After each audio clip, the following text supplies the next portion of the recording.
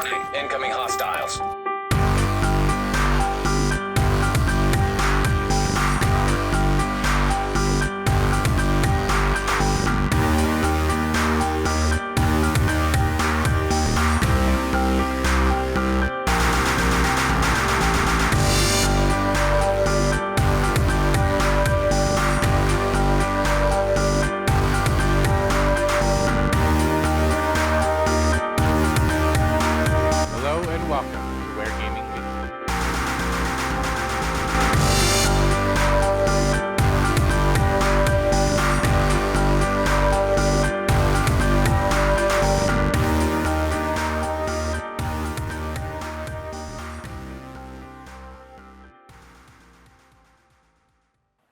What's up, and welcome to Ware Gaming Weekly.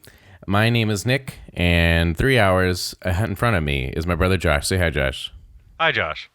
You know, this episode originally was going to be dedicated to talking about all the cool things that we might have learned from the PS5 event, but that didn't happen this week, so instead what we wanted to do was kind of highlight some of our favorite parts of the PlayStation life cycle in general, the PS4, PS3, and stuff like that. Some events that happened and some games that happened, and just kind of have just like a fun conversation as brothers about our favorite parts of the PlayStation history, because we're our Sony fanboys, obviously. But first, Josh, are you playing anything new, or are you still slaying spires? I have just solely been slaying the Spire, and I will tell you, I have not gotten any better. I still cannot get past the third boss. I love this game, but that third level I cannot get past. I don't know what it is, but it kicks my ass every time I get there. And otherwise, it's a fantastic game. I do wish it had the more RPG elements to it, to where I could customize the loadout before we go in, or as I was unlocking these cards, then when I go in again, I could start maybe at level 2 and then create the deck of cards and then try to get to level 3, and then instead of starting all the way back to level 1, getting to level 2 and then level 3, and then not being able to pass the third boss. I would like to build some kind of like progress there, but I'm going to continue playing it because it's awesome. And cool. all I was going to say more was that it doesn't require any heavy investment of time or mental energy. It's a good podcast game. Because I could it's just music. There's no dialogue. There's no anything. It's just slay the spire. So Do you listen to podcasts and stuff while you play? Sure. It helps me. It's been helping me catch up on a lot of podcasts that I like to listen to. Good. I've been. I was telling you before on the phone the other day that I was I don't want to say so much that I've been in a gaming depression necessarily, but it's just nothing is particularly speaking to me. I've changed out all of the games on my PS4 cross media bar a ton. And I was going to try Death Stranding and stuff like that, and that didn't really suit me. And then I was going to play Days Gone, but The Last of Us is coming out soon, and I was going to play Assassin's Creed Odyssey, but I had started somewhere, and it wasn't that I was in the middle of nowhere. It's just it was just too hard for what I wanted to do. I don't know. Since I loved playing Final Fantasy VII, I talked about that last week, and then played Uncharted. No, I went from Final Fantasy VII to playing Breath of the Wild. And for a while, I played 5 hours of Breath of the Wild, and I was enjoying that because going from a pretty linear game to open, I ended up kind of falling off Breath of the Wild. But anyway, so going through all these games, I've changed it up so much. But I have played a few things, mainly just so I had something to talk about for the show, but also just because I just needed something to do. So I downloaded Spyro Trilogy. I downloaded the Spyro Trilogy. I downloaded Apex Legends. And also downloaded Call of Duty Warzone, which is their free-to-play Battle Royale sort of game. And I downloaded South Park: The Fractured Butthole. So I'll start with that one because I actually almost beat South Park: The Fractured Butthole back when it came out a couple of years ago, so many years ago. And I remember it had to have been like at least 2017 or 2018 because I was at home after college, and I just played it. I loved it. I kept playing it, and I did all the things, and then I got pretty close to the end of the game, and we had a power outage, and none of my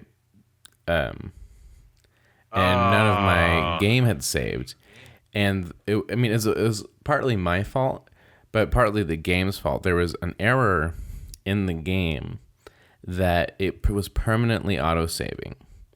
It was just like continually auto saving. So even if like what I would normally do is I would play forever, and then when I was done with it, I would just put the PS4 in rest mode, and then just boot it back up again. So I never needed to save it, quote unquote, because I just picked up right where I left off. I never hit save. And so I remember we had lost power one day, and then I opened up South Park again, and it brought me all the way back to like, I don't know, an hour into the game. And I was almost done with it. And there's that like disgust you get from all the stuff, just thinking about having to do all that stuff over again. I was just like, I'm never playing this game I again. can only imagine, Nick, all right. what that must feel like. I can only, yeah. Well, anyway, we'll get there because that's a whole conversation piece. But yeah, so finally, I decided it was time to get back in the Fractured Butthole and give it another go. And I played it probably about an hour and a half of it so far, and it's bringing back like it's been long enough to where it kind of feels like a new game again. And I don't remember all the jokes. It's kind of like going back and watching like the first season or something like that. So it's like it's been long enough so I don't remember everything that happened, and I'm laughing again at certain things and just how awful the game is. Like, it didn't really occur to me until this time, but Kyle's hero name in that game and in the show is like terrible. He's the human kite. And that's like a really, really offensive Jewish term. And Kyle's a Jew, as you know. And so he's called the human kite. And I'm just like, that is terrible. I even brought it up to my coworker today. I'm like, isn't that like a bad thing? He's like, yeah, it's bad. I'm like, okay. Like, I wasn't sure, but it's South Park. And he's like, yeah, they can get away with anything, and it's okay. I remember the last time I played it. So if you haven't played, RPG mechanics of, South Park, it looks like you're playing the video game. It looks like you're playing the TV show. Right. And it's really great. The difference between the Stick of Truth and this one is that the Stick of Truth is just your typical turn-based, whereas this one, it's turn-based, but you use a grid system to battle. Blah, blah, blah. Yeah. And you have, your classes that you pick. You can be a speedster or a brawler or a shooter. And I remember last time I think I mainly did like shooties, but this time I chose with speed. And so it already also feels like I'm playing a new game because I'm using different powers. So yeah, I think it might finally scratch that itch of being like, oh, maybe I just needed a really dumb, mindless game. So there's that. Played about, like I said, I can only do like an hour and a half increment anymore. I don't know what it is, but like I did probably about an hour and a half of Spyro.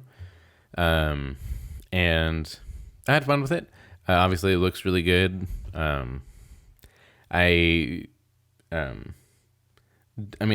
remember playing a lot of Spyro growing up. Specifically Year of the Dragon, I think, or Ripto's Rage. I don't remember playing the first Spyro. I don't think none of this feels familiar to me necessarily. Yeah. But except for the mechanics and stuff. So that's fun.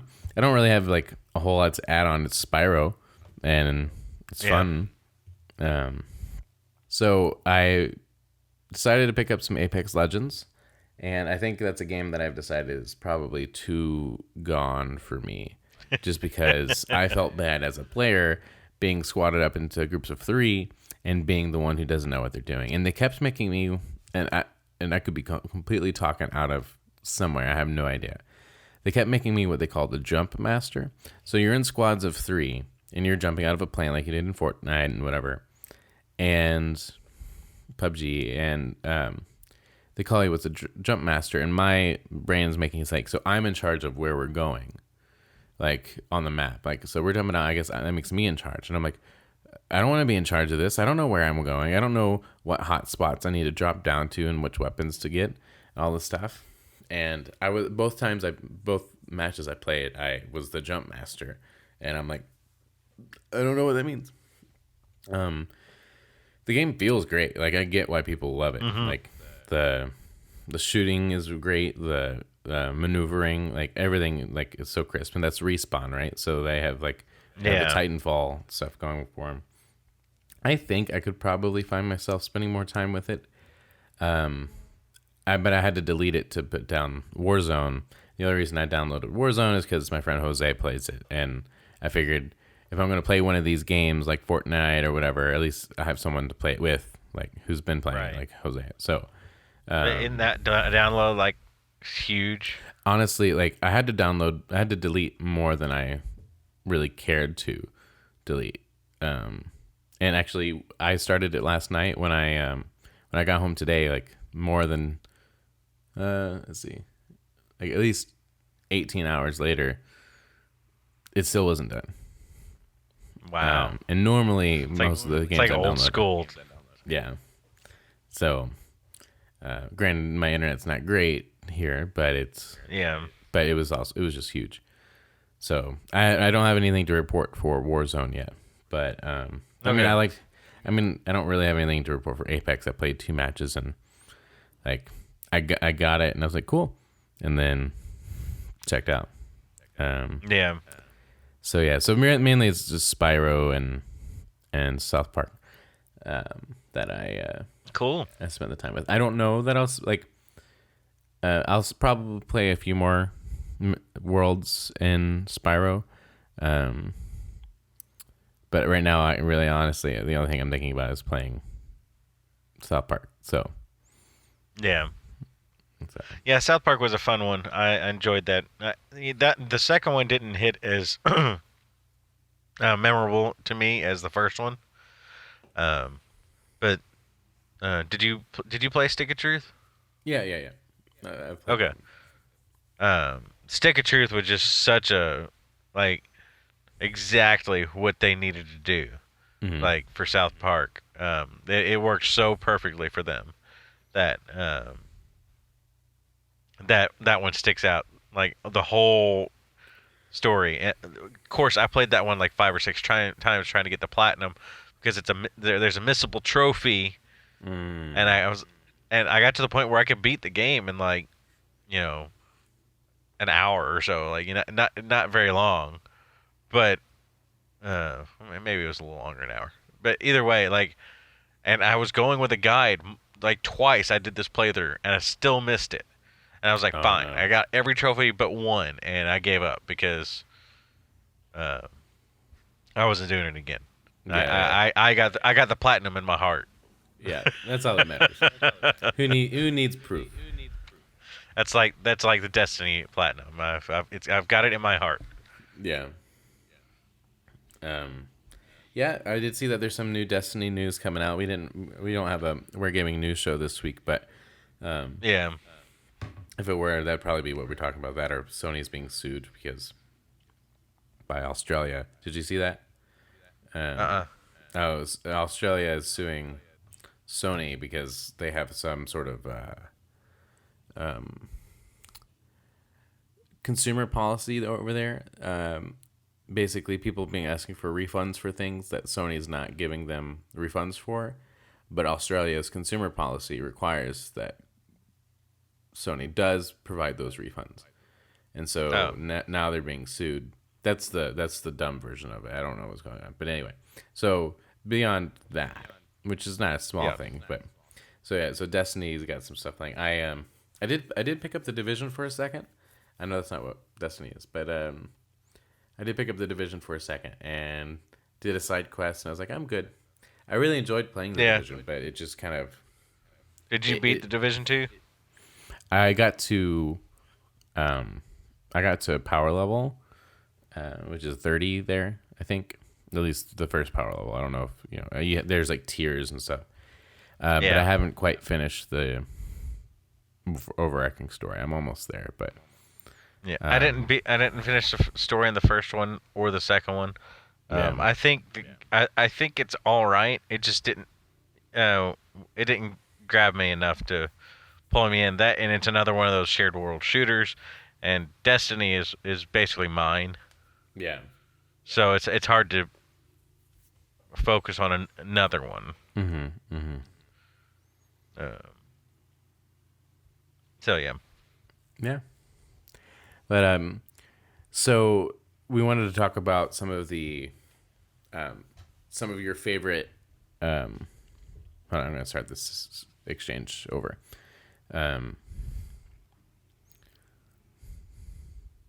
So Josh, I'm curious, what would you say was in the PS4's life cycle? PS5 is coming out. PS4 is ending. What would you say is like your favorite moment from the PS4 life cycle in terms of like whether it's a PR beat, if it's a game announcement, if it's an E3 presentation? Like, what would you say would be like one of your favorite memories of the PlayStation 4 life cycle? For me, I think the biggest moment for me was the God of War reveal for 2016. The E3 2016, I think, was the height of PlayStation in terms of. I think it was clear by that point that they had won the generation. They were going to stay ahead and they were ahead. They were going to stay ahead, and they were back on top. Mm-hmm. And they come out, and 2016 they started doing a more theatrical E3 showcase. Yeah. Where it started off with the orchestra and the slow build in, just a whole piece before they even showed gameplay or just showed the first trailer. Yeah. And then that moment when you see the boy playing on the floor or whatever he was doing, and the voice from off screen calls out to him, boy, it's time to hunt. I'm hungry, or whatever, and it pans up and Kratos. You just see the silhouette of him. The silhouette, and you see this old man Kratos, and just the whole crowd and all of us across the world, like watching in the live stream, just lose our minds over this reveal because God of War had basically been like it was iterated into the ground. Yeah. They were, between the three main games, the two at least like handheld versions, plus this God of War Ascension that I didn't even play and didn't do very well, didn't have a very good reception. So God of War was basically dead, and from a studio that hadn't done much in years to come out and put out a trailer and just blow everybody away. And you could tell by the first trailer, like, one, it wasn't just a trailer, it was a gameplay reveal. Yeah. And that was the first time we heard of it too. So it was like, yeah. So exactly. it was one of those like, hey, we're here, we're serious about this, and we're so serious about this that we're going to bring out the creative director and he's going to play it on stage. And he played through that whole build of the game and just blew everybody's minds with Kratos, who was the butt of many a joke for being a one-dimensional character. Yeah. And was from the first trailer there, from that first reveal, shown almost more character than he ever had. Right. Yeah. And I remember even some of the sorry to interrupt, go ahead. Even some of the subtle things that didn't end up making it into the final game. The moment when he Atreus shoots the arrow at the deer too quickly without thinking about it, and he starts getting frustrated. You can see the rage meter, the original rage meter, start filling up in the thing, and then him taking a breath and it calming back down. I thought that was just a very interesting, playing with the sense that this is an aged and more developed character than the Kratos we were familiar with. Yeah. No, I mean, I remember sitting there and watching this, and just, you do the guesses, what is this going to be? And you have the music, and it's the dun dun dun, and it's well, it's definitely from a different place. You can tell it's the origin of the sound is dramatic, and it's just is it another Uncharted or is it just a new IP? And even the boy was that you heard it and it felt familiar. And even as someone who really never played the games, I think I played all of God of War 1 and most of God of War 2, I think, and barely any of 3. But just it felt familiar, and then he steps in and just, yeah. No, I think if we were to say, if this were a conversation about what were the best E3 press conferences, that is hands down, at least in my memory. Of course, I've not seen them all, but because as a theater person and just someone who loves stories and stuff, just the hype and the showmanship of how that press conference went, and then going into, I mean, that was the same year we learned about Spider-Man, I think. Might have been the same year. I think that was the same year we learned about the big final 4 games of the PlayStation. Well, we didn't learn about Death Stranding that year. Well, I think we might have learned at, I don't think we learned it at E3, but we probably learned it at the Was that Game the Awards. same one where Sean Layden came out with the Crash shirt? Because there wasn't much personnel presence on the stage that year, but it wasn't completely none. It wasn't until 17 that there was no one on stage. No, I think there was no one on stage. No, you're right. There was someone. No, I think the Crash shirt, I feel was a PSX event. So I'm starting to blur the lines between PSX, because there was the moment when Kojima walked out on the lighted sidewalk or whatever, Billie Jean, the Billie Jean music video, and I'm back, which would be about right, because Phantom Pain came out 2015. Yeah, 2016. It was really quick when he came up, so it might have been E3. I mean, I think saw that first. If anything, we only trailer. saw the. Well, because I remember at first we didn't know it was Death Stranding. We just saw the Kojima Productions logo. Was it him just showing the logo? I don't know. I don't remember. It would be fun to go back. Nothing about 2016 was as important as that first reveal. That that God of War live gameplay. Cory Barlog, here it's Sony is on top. Yeah. There's nothing you can say, Microsoft.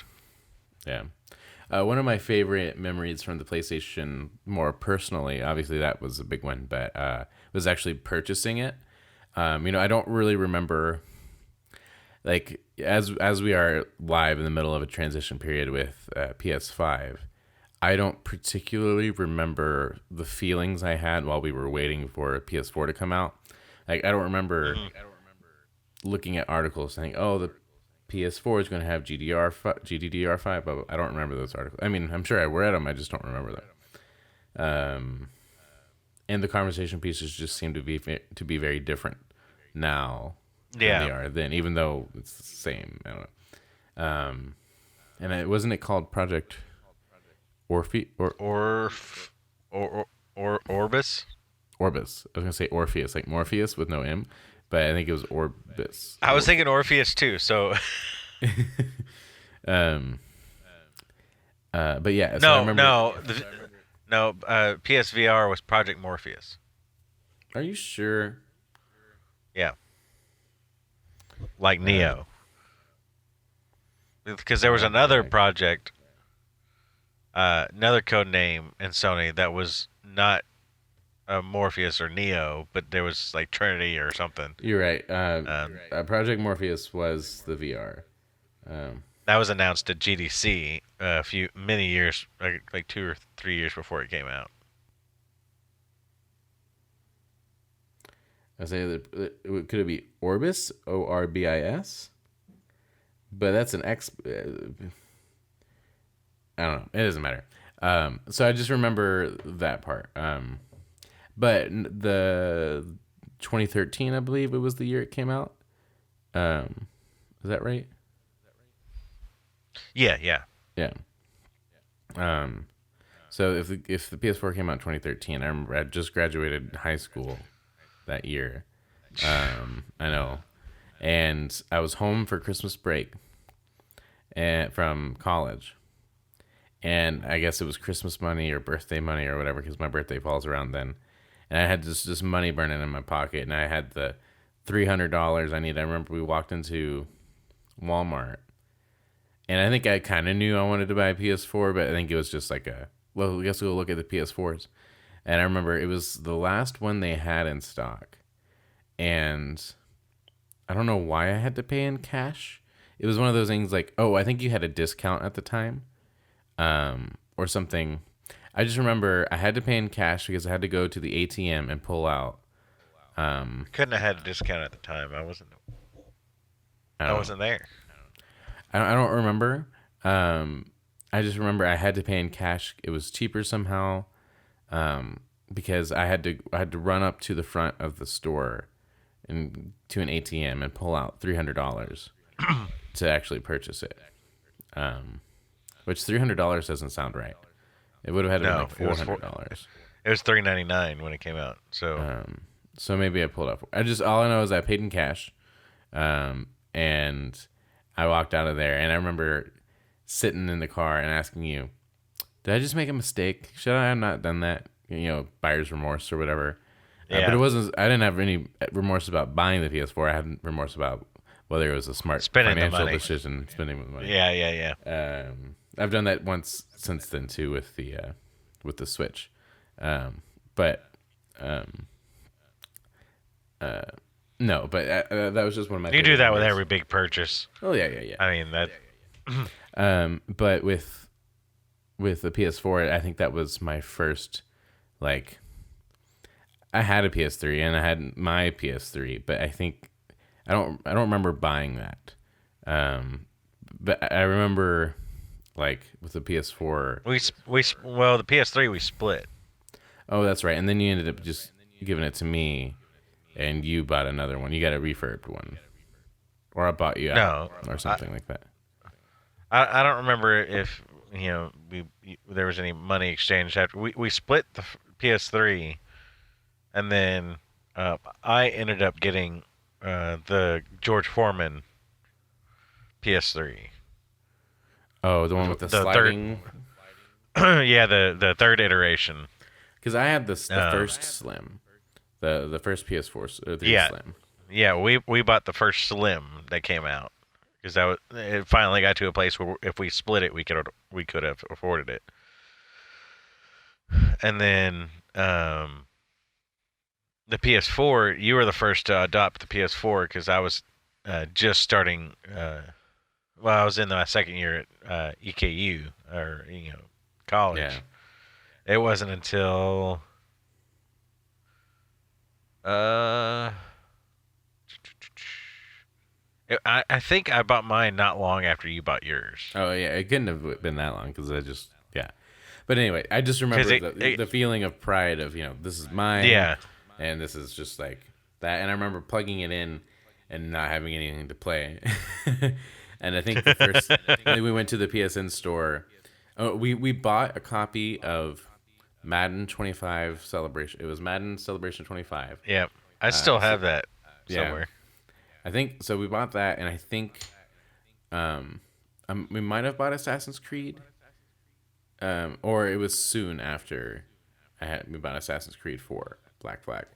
But I remember one of the most impressive games we played was at the time was Resogun. I remember that being a conversation. Oh yeah, look at the that was particles and all that stuff. But yeah. But yeah. Anyway, so that's one of my big as a personal note. That's probably one of my favorite memories of the PS4, just because that's what you know. Yeah, I remember finally breaking down. Like, you know what? I'm getting the PS4 because you know, David and I we were living at the apartment while I was at college, and then I found someone either on Facebook or Craigslist who was selling their PS4 with a controller and 2 games. I think it was two. It was Need for Speed Rivals and it might not have been Rivals. It was one of the early Need for Speeds, and like I think a Call of Duty or something, and because it was about the same price. I think I paid $450 for it and got all that. But yeah, that was my big purchase. Was just I drove like 15 minutes south of met some guy at a Hardee's parking lot. Weird, shady exchange. Did you get Did you get food from Hardee's too? You got a PS4 and some. No, I didn't. You want a side of fries with that? But yeah, and then buying the PS4 Pro. Yeah. Well, what I loved about buying the PS4 Pro was at that point you had choices of what your PS4 looked like. You had more. You didn't just have your standard black. Like I have the white PS4 Pro. And I remember like the first time there was a white console for me. Like, well, okay, shut up. Don't even go there. You sure have the Wii or whatever, but I just mean like a white PlayStation, just like with it sleek. No, I was out. It's still my favorite. I was gonna go with the PS1. No, that was gray. No, not the original PS1. The PS1 Slim. Oh. Okay. The actual PS1. The little white. Not the PlayStation, but the PS. Okay. Gotcha. Yeah. That last iteration of the PlayStation was a smaller white box. Mm-hmm. And then my PS4 Pro is I held off on picking it up until I think God of War was actually coming out. Mm-hmm. Because I played right. I think I played Horizon on the original PS4. Yeah. That'd have been 2017, so probably. Yeah. I bought the PS4 Pro for God of War. But you didn't buy the God of War version. No. I found the local GameStop had the Star Wars. Oh yeah. The Battlefront branded PS4 Pro. Of course, that's what I went with. Yeah. They still have some cool ones too. Like there's the Last of Us Part 2 one coming out that looks cool. Yeah, that one looks pretty neat. Apparently the Death Stranding one is pretty cool too. But yeah. But yeah, I'd say if I had like a third big favorite moment, I don't know if I want to call it, like if I think of big beats in PS4's life cycle, obviously. So if we're talking about hardware, then like having the Pro and having the VR headset was probably to have like a consumer grade VR headset was really cool. I'm upset that I didn't bring it with me, but I wasn't moving out for. I didn't know when I was gonna get an apartment. I'm not carrying around all that for. Yeah, I mean, there's a big old box in the other room that is full of just all the stuff you need for the VR. Yeah. It actually didn't have all the stuff. It didn't have the wands. I found the wands in another box. Oh yeah. No, mainly I just want to play Beat Saber. But anyway, Yeah. so that was really cool, and I'm happy about it. But like honestly, some of the changes like Sony has made, both like good and bad. I mean, there's not really. There's some less desirable, but I don't know if I would call them bad. Um, but one of the things that their big kind of holdout on cross-gen or cross-platform playing or cross save stuff like that, when they finally flipped the switch on that and decided that they were going to be with it, I thought it was a pretty big moment for them. Probably more so than PSN name changes. Because it seems like we fought for PSN name changes for so long and no one really cared to use it. But with the cross-platform, especially because of how they were talking about cross-platform was not great. So just everything else about it just seemed worse. It's like everyone else is playing ball, why aren't you? And when they finally decided to flip that switch, I thought that was I thought that was a good I always remember having the question like, why can't I play Modern Warfare 2 or Black Ops 2 with my friends who got an Xbox 360? It just doesn't make any sense that we can't do that. I was like, well, there must be some kind of technical limitation between the way Sony's talks to the internet and the way Microsoft's talks to the internet. And then I remember hearing a interview with Jeremy Dunham, one of the guys who worked on Rocket League, and him saying that it was as easy as flipping a switch, that he could just do it if they want. It was not hard at all. And then the fact that Fortnite early on accidentally enabled crossplay across the platforms, and You might have to say that you put air quotes over accidentally. Oh yeah, I did air quotes. We are video chatting on Discord, but they accidentally enabled the crossplay on Fortnite, and everybody was able to play together, and that proved that it wasn't this big technical hurdle that needed to be jumped. It was all bureaucracy and company Money politics.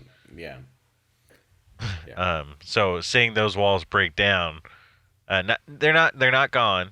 There's still room to improve. But now you can play Modern Warfare. You can play Call of Duty with all your friends across the platforms. Yeah. Do you have if someone were to ask you right now what were like the top 5, your personal top 5 PS4 games, what would you say they are? My top 5 PS4 games have to include Horizon Zero Dawn. Okay. I think as far as new IP, Horizon is, of course, I was gonna say is the best they've created this generation, but it might be the only new IP really they've put this generation. Because the next step would be God of War, which isn't a new IP, but it's a new rebranding, and just how flawless, but basically flawless that vision was accomplished with God of War. The entire game is a single shot, like you call it the one shot game. He didn't want it to have a bunch of cuts and stuff. He wanted it to be from beginning to end one cut, and how like from the time you boot the game up and it shows the picture of the tree and you just hit like X and it just goes right into it. I think that was just really impressive. And the fact that they just grew Kratos from the angry Greek god killer to this new father. Yeah. It's really interesting. Next up for me would be Persona 5, without a doubt. My most played single player game, maybe ever. Yeah.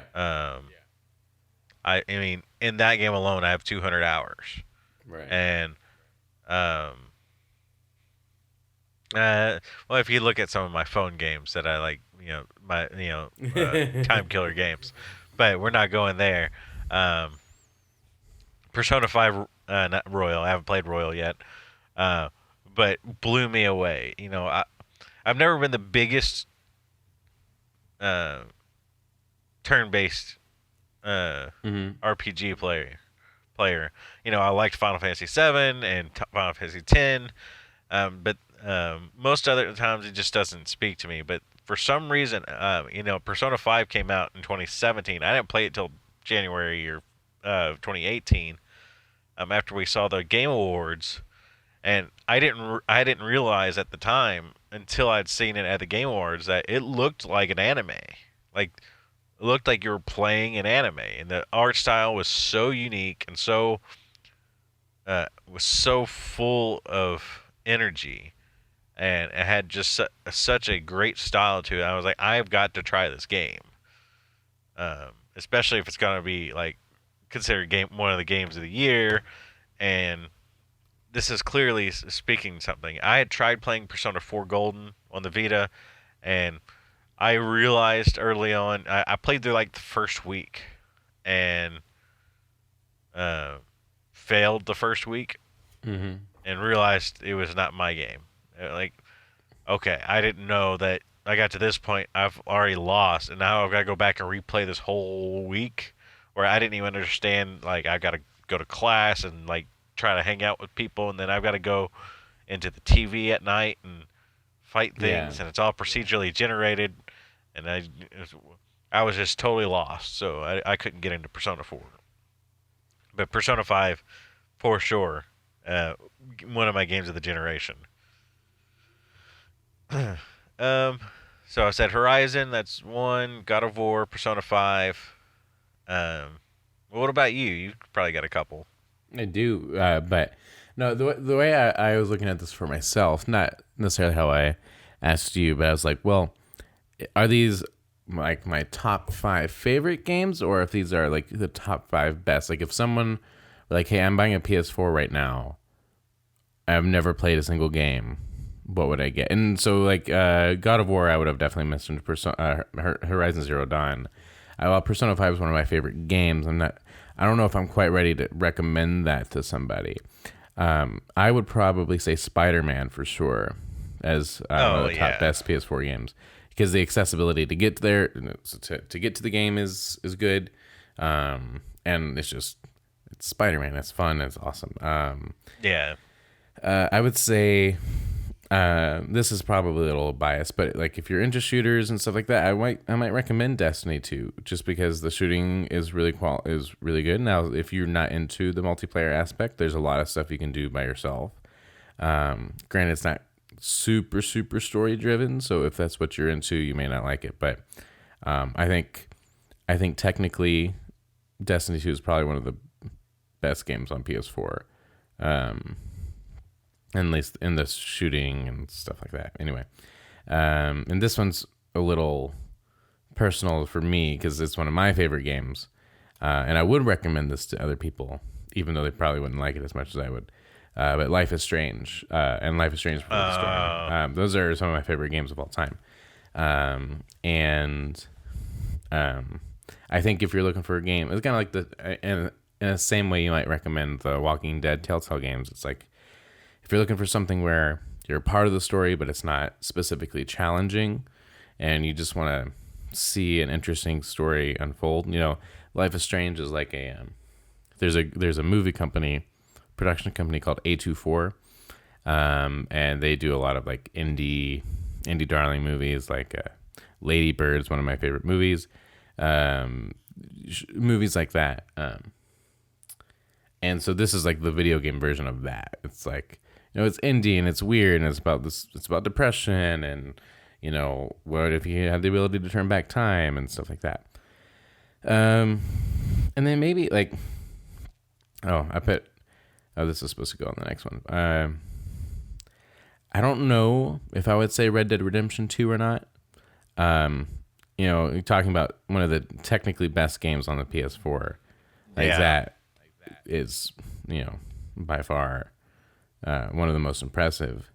And then, but honestly, it was a very divisive game, so I don't know about that. And then I would say probably, like, again, going with the framework of must play. You're recommending to someone to play, pick up. I might recommend Assassin's Creed Black Flag.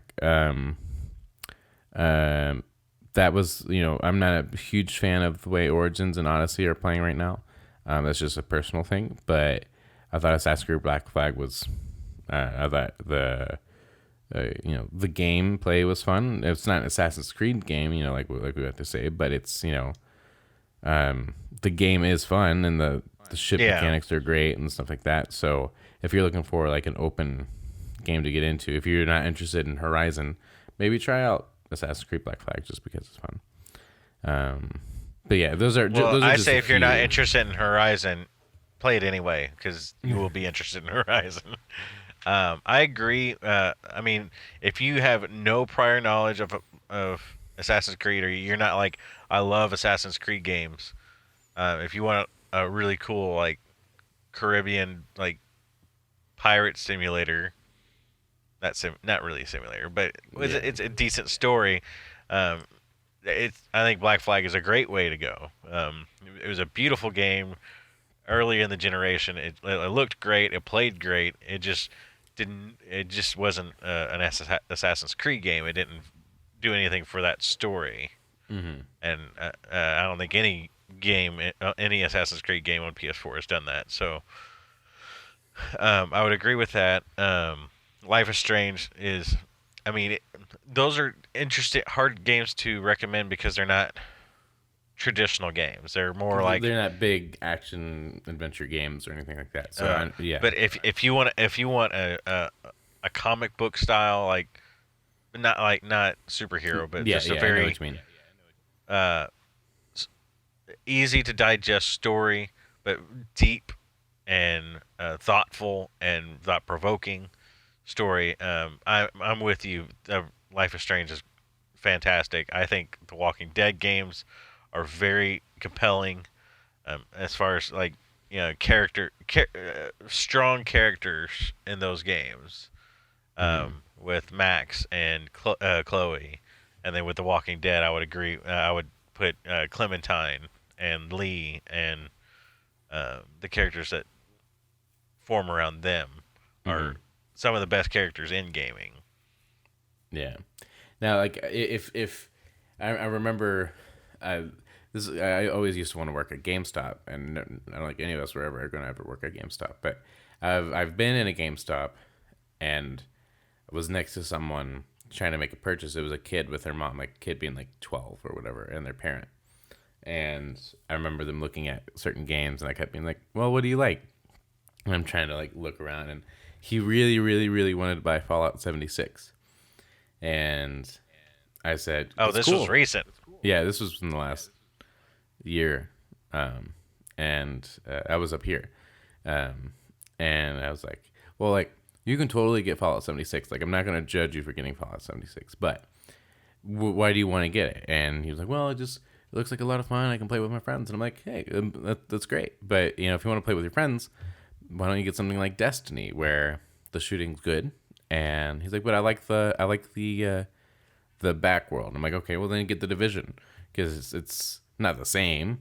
It's not post-nuclear, but it's post-pandemic and and stuff like that. And those aren't always great recommendations, but it's just trying to find. I mean, I was trying to save him from a potentially bad purchase. Not to say that like people, I know that I guess there are people out there who love that game 76 and stuff like that. But anyway, I think the point being is like, oh, if someone came up to you and be like, I want a really good shooter that I can play with my friends. Well, great. Do you want sci-fi? Do you want realism? Do you want, and like those conversations are always kind of fun to me. But like, if you're looking for the quintessential, like, I just want a PS4 game because I want to play and just have a good time, then I think the things we said were pretty good. Yeah. I might go ahead. I was gonna go back to Destiny. Oh yeah, So if you had another, you can. No, you can. okay. So you said if you're looking for a shooter, I wasn't looking for a shooter. When Destiny came out, I have no history with Halo. I tried playing a couple of them, just didn't do anything for me at the time. Times I tried to play them. I don't have a strong history of first-person shooters or being very good at them. I played each of the Modern Warfares, at least on the PS3 generation, and the Black Ops. And I played them, but I was never like an online player. Black Ops 2, I played some online and I was fine, but it wasn't until really Destiny hit that something it spoke to you before it spoke to me, and then I got dove it. So what I think happened is that, like, I was hyped for it based on the trailers and stuff. But when it actually came down to playing it, I think you actually played it before I did, because I didn't end up buying it for a while. Yeah, well, I played it when I played the alpha, the pre-release alpha that came out in June. It was like a weekend or a week or something like that, and I was like, okay, I can see what's going on here. And then I played the alpha, I played the beta, and then I played the base game, and it changed my mind about playing with people. And for a while, I didn't play with people because I played basically the whole story without friends. And then I would get to the point where I before Destiny, I had like 5 PSN friends.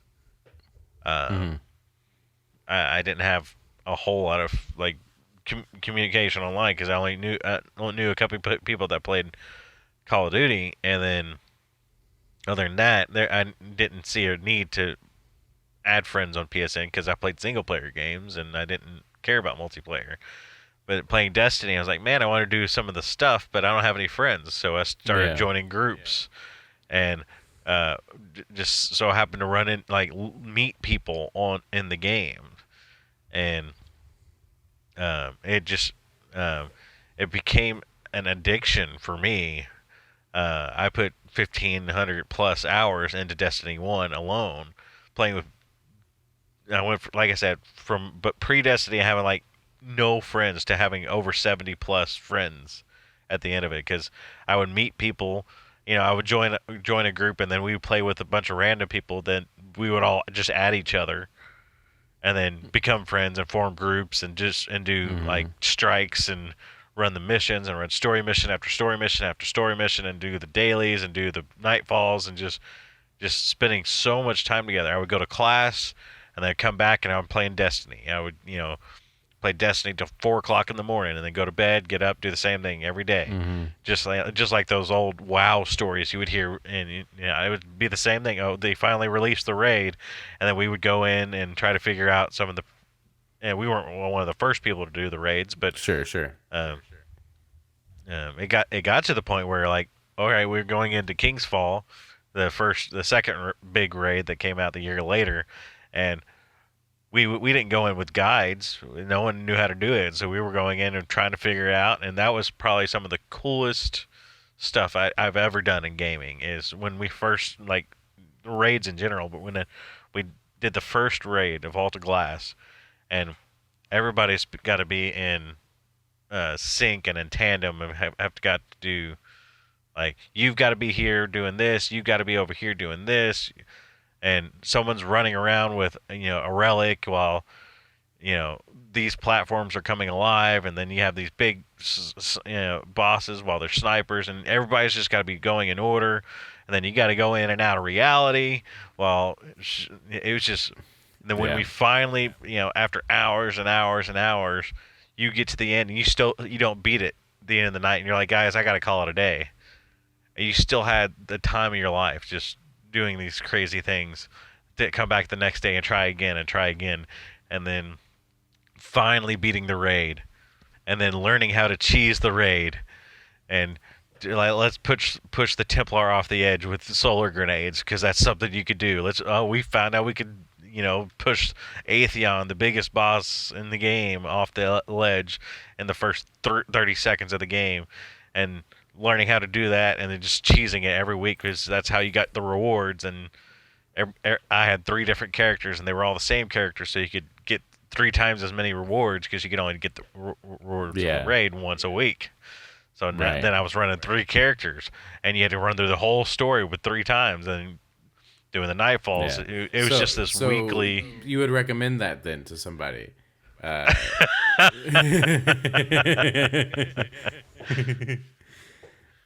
Yes. Yes. No, I mean, no. I wasn't. I honestly wasn't trying to like pull you out. I was just like I was trying to push you back to the point a little bit, but I was also just like, but I mean, it was to hear you talk about it makes it sound so cool. And like I know I've done one raid. I mean, I will say I felt those things when I did Leviathan in Destiny 2. Like. Yeah, but it still wasn't quite the same as what you're talking about because you guys had played it once before me, I think. So yeah, so it was like, well, yeah, I was figuring it out, but yeah. Anyway, well, I mean, I didn't figure out how to do Vault of Glass. People had already figured that out and were coaching me on how to do it. Yeah. But I was starting to learn the mechanics of. Okay, this is what a raid is. And then you get into the second raid with Crota's End, and you're like, okay, I already know. Someone else is still telling me what to do, but I'm seeing the blueprints, and so on and so forth. So yeah. So let's say we've kind of narrowed it down. Then we definitely want to put Destiny on this list that we're giving to people, and we're definitely putting God of War, Destiny 2. Well, I guess and Destiny because it's a PS4 game. God of War. It also came out on PS3. Oh, that's weird. It's the weirdest thing. I thing. forgot about that. Actually, Persona 5 also came out on PS3, but that's true too. Persona 5. I mean, I could put Life is Strange on that, but of course we want to put Spider-Man on there first.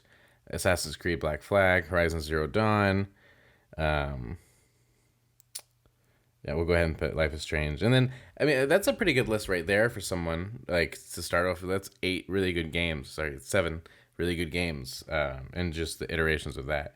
Real quick, name me, like, one game off the top of your head from the PS3 era that you think really, like, sticks out in your head. It would have. I mean, I was trying to think of something funny. But the longer it goes, the more it pops in the head. Yeah. Because I call the Mass Effect trilogy my favorite games of all time. Right. but it's got to be between that and The Last of Us. Yeah. Those are definitely, I would say probably more ubiquitous would be The Last of Us, but Mass Effect 2 also. It's just like a super impressive game. I think specifically because of how Mass Effect series in general, like that's the first time I ever heard of like one game affecting the next game. I never heard of that before. Like, oh, those events, and then I remember playing the comic book at the beginning and being like, oh, like you get to, what did you choose? What did you do this? And of course, so I technically still have never played the first Mass Effect, but yeah,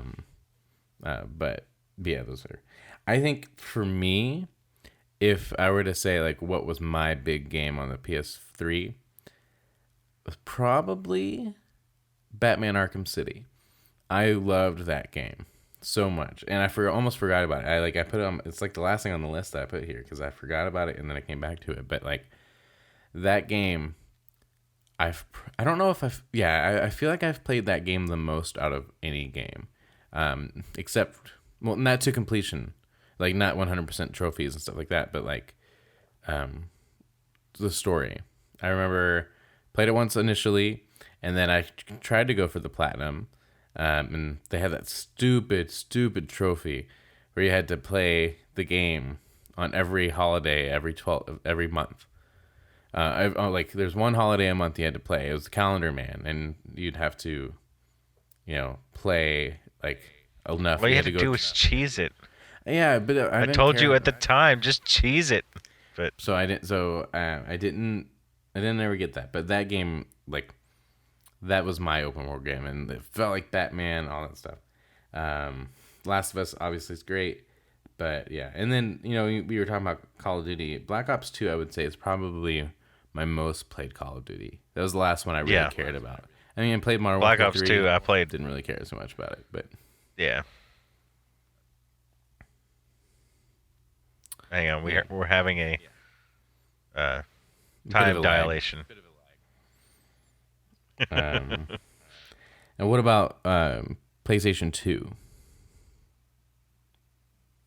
We can't talk about PlayStation 2 without talking about all the games on this list I've got here.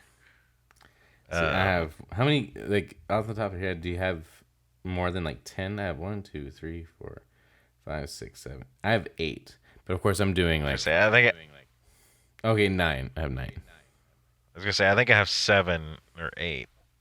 I mean, most important, I think, for us was Kingdom Hearts 1 and 2. I think those games just blew us away in a sense that it melded two very different worlds in a way we could not have expected. Right. This, sometimes rightly criticized for being a bit, over the top and goofy, convoluted. Yeah, I don't think it's as convoluted as people tend to make it out, because it's there's a lot of just strange words, and I think that's what really confuses people.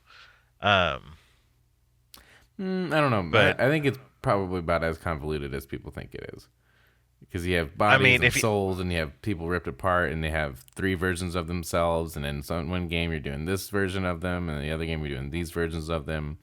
But this version is not his version, but they look the same, but they're not the same. I mean, I don't think it's any more convoluted than a time traveler story. Okay, I'll give you that. Like Terminator, or he had to come back in time to kill Connor, but then I think if you can understand a bit of weird time travel, timey-wimey kind of stuff, then it's really not that hard. And the main focus of the games is about friendship, and believing in your friends, unless you're talking about Kingdom Hearts 3.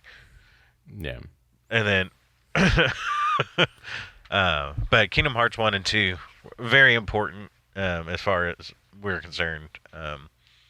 And then I think probably one of the most important games to ever come out is Grand Theft Auto 3. Between that and San Andreas, people who like Vice City, I didn't care for Vice City. I wasn't an 80s guy, though, and I haven't tried to go back to it. But I think GTA 3 specifically for like creating what sandbox games were going to be. Yeah.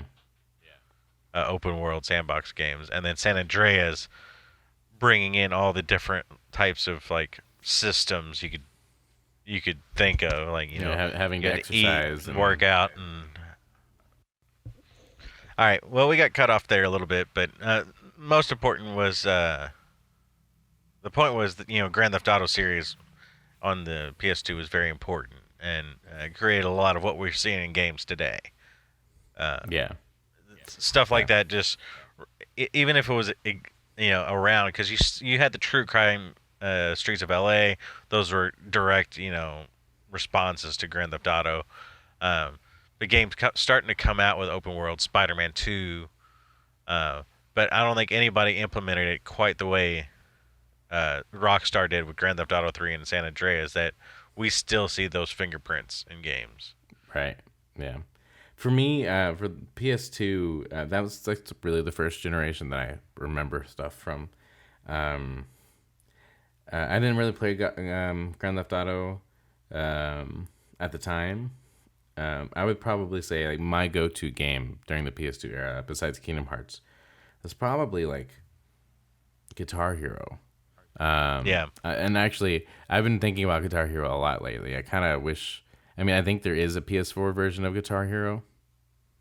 I think there is like one PS4 version of Guitar Hero that came out, but it wasn't like, it didn't do anything for anybody. And I was just like, man, I miss Guitar Hero. I would love for them to like, I don't know, like I don't feel like buying the peripherals again because it gets expensive. Like if they did like a re-release of it, then that would be a lot of fun. Yeah. Yeah. And I mean, other important games. Sorry, go ahead. I was just saying, I played the Sly Cooper games. And I had fun with those. I don't know if I would say they're particularly memorable, but I remember enjoying them. And one of my favorite games that I never finished but loved a lot was The Lord of the Rings: Return of the King. That game was awesome. Yeah. You know, I've heard more than just us talk about that game. I mean, good. So we're not crazy thinking that game was good. I remember liking Legolas because he had the dual blades, and I remember hours and hours just playing that game, and it was just how fun it was to play. Mm-hmm. Yeah. And I think obviously Final Fantasy X was my first full Final Fantasy game that I played, because I tried, like I mentioned last week, I think I tried to play Final Fantasy VII, and the second disc was corrupted, so I couldn't ever get past that. And then Final Fantasy X was probably the first big story I played in games. Like, I can't remember if Final Fantasy X or Kingdom Hearts was first. I think it was Final Fantasy X because I remember seeing Titus on Destiny Islands, and Titus and Waka were both on Destiny Islands at the beginning of Kingdom Hearts. So I think Final Fantasy X was first, and that was probably the first like huge story I ever played in games. Gotcha. Yeah. I mean, I guess if you want to bring up the point that I erased your memory card. I was trying to think. We probably talked about it on a previous episode at some Ware Gaming Weekly, but yeah, I put over 100 hours of grueling gameplay into Final Fantasy X because I'd never played a game like that before. A huge sprawling RPG. I spent hours in the desert fighting cactuar, racing chocobos, and dodging lightning, and just trying to learn, pick up storybooks so I could figure out the language, trying and failing to play the god awful blitzball, and getting my butt handed to me time and time again, going back and grinding and trying to come back to Sin. One of the big bosses at the end of the game. We're getting to the like what you would consider the point of no return in games now, or like in Final Fantasy VII. Before you go into the thing, like this is where I was at in Final Fantasy X, and I just could not get past it. I was obliterated. I couldn't get this thing to open, and I come in one day, and my save file's corrupted. And I was like, what? Your memory card is corrupted. It needs reformatting. You reformat now. I'm like, no, I think that means to erase it. I'm not erasing this. There's 30 different game saves on this memory card. There's clearly something we could do. And they didn't give you an option. It was just reformat. There was no no. It was just like all you could do was press format. And that's what I did and erased. It wasn't just Final Fantasy X. I erased every game save that we had. I know it. Every game save that we had, including 100 hours of Final Fantasy X. Yep. And it's all my fault. All because of Beautiful Joe on the demo disc. Yeah, I it wasn't just us. That happened to a lot of people. No, so I learned so I called PlayStation. I'm like, hey, this is what's going on, and um, um, I think I called PlayStation during like, hey, I'm getting this reformat, and I think she was the one that told me I didn't have an option. Like, like this was it, and that's all I could do. And I learned later on, one, we got this weird like opportunity to get my PlayStation fixed for free, that was way out of warranty, and it seemed odd. But also turns out that if you played the demo disc that PlayStation had sent out, that included a bunch of games, including Beautiful Joe 2. If you played Beautiful Joe 2 on the demo disc while your memory cards were inserted, for some weird coding program reason, it would corrupt your memory cards. And I don't know how many people often like took their memory cards out of their console, but I didn't. You just don't. And so when Nick booted up Beautiful Joe, which I thought looked dumb because you can't have any cartoony graphics. It's got to look like 3D cool stuff. Yeah. Not it's not a knock on the game. It was just I thought it looked dumb, and yeah. But because Nick played it, it erased all that stuff, and so yeah. I've never played Beautiful Joe 2. Nope. And I've never let Nick live it down. No. It's fun. So for PS1 era, it's very slim for me because I don't remember anything. But if there was one game that I remember playing the most, and this was the aha moment I had before the show, I'm like, oh, I got to tell Josh this. Is I remember I would wake you up to play this game. I would shake you awake in the summers. And I'd be like, Josh, wake up. It's time to play. It was Sammy Sosa's High Heat Baseball. Oh, my God. And I completely forgot about that until today. I loved that game. I don't even know why, because he always beat me. But that game was so fun. I remember, like, it was the only baseball game I ever really tried to play. And, yeah, I remember just, like, always doing exhibition matches and just, like, and I was always picking I don't know what team I picked. I don't know. Cubs, Rockies. Probably. I remember the big thing with that one is like you could hit the ball like super hard where the high heat came in, and like you had to hit it a certain way for the ball to go faster and get the home runs and stuff. That's the first time I remember hearing the name 3DO, which I think is the company that made the game. Yeah. 3DO. And I don't know if it was a gift for you or something like that. I just remember it was like a double jewel case. So it had like a bigger book. So it was talking about that, and then it had the game. Anyway. So to be honest, that's the only like PS1 game. I mean, there's Crash and Spyro and stuff like that. But like for me, that's one big one. And Jet Moto. That and Jet Moto. Yeah. It's funny. I wrote down Jet Moto, but I deleted it because I didn't want you to see it. Because I figured that was a deep cut. But Final Fantasy VII, of course, for PS1. I didn't play it until PS4, and I played it with the boosts because it's such a slow game. But I mean, for the story itself, totally withstands the test of time.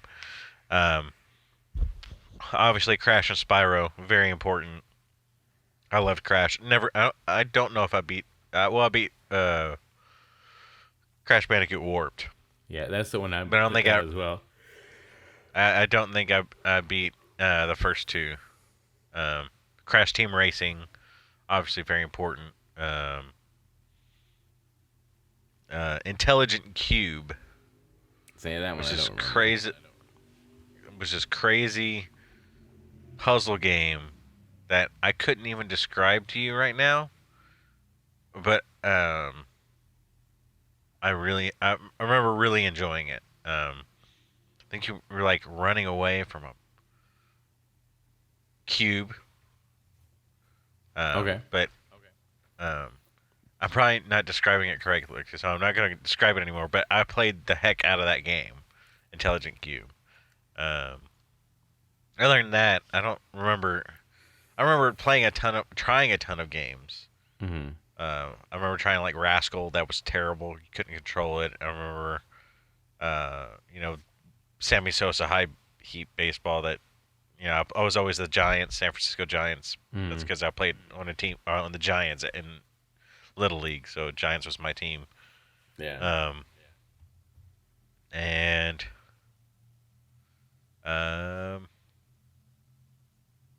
oh, Tomb Raider. I never got anywhere in Tomb Raider except I remember exploring Laura's mansion and the butler following you around with the tray, and then just trying to run around and get away from the butler was kind of a little like meta game to play, and getting them locked in the freezer and stuff like that. It was interesting. But that was definitely formative years. Jet Moto was. We played the heck out of Jet Moto. So I don't think I ever really made any headway in that game. I just remember doing the same things. I'd always get on a jet ski with my Mountain Dew thing. Oh, speaking of the most important of racing games is Need for Speed Hot Pursuit 2 on the PS2. So important for us. I played the heck out of that with Tamira, our sister, and it had the best cops versus speeders mode to date in the Need for Speed series. Such a great game. But back to PS1. Jet Moto. Interesting hover. Hang on. Jet Moto was a hover bike motorcycle racing game. Yeah. That did have like sponsors branding. It was very much like trying to be this futuristic, like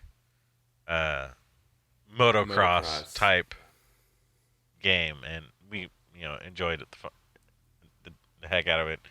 I don't know if I ever like tried to go through any kind of campaign mode or story mode. I think it was always exhibition, but racing games I was never really. Yeah. I never really cared about their campaign modes. I just played, tried to race and win. Yeah. That was the same with like Wave Race on the 64 or anything. You mentioned what game a second ago? What was Cool Borders a PS1 game or was that a PS2 game? No, it was definitely Cool PS1. Border 3. Cool Borders. I think all the Cool Borders were. Cool. I'm gonna lose. I'm gonna lose the meaning of that word. Yeah. But I think they were all on PS1. Because I remember we liked that game a lot. Yeah. Well, and the Tony Hawk games just are always important. Yeah. All the Cool Borders were on PlayStation. IGN gave it a 6 out of 10. No, IGN was wrong. That's all right. Came out July 10th, 98. Oh, made by Deck 9 and 989 Studios. And Deck 9 is the company that made the prequel Life is Strange game, Before the Storm. Really? Mm-hmm. Weird. Interesting. Of course, I don't know in what capacity, of course. That's 20 years later. Yeah. Yeah. But, well, cool.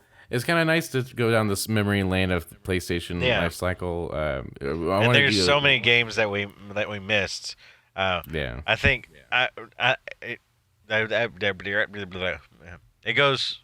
it needs to be said that Medal of Honor Frontline was the first-person shooter I ever played. Mm-hmm. It was on PS2, and I remember watching this huge documentary about it because it was so important because one, they were trying to be as faithful as possible. It had the Normandy invasion. It was also one of the first games, at least in my memory of watching the documentary, that utilized a full orchestra for their score.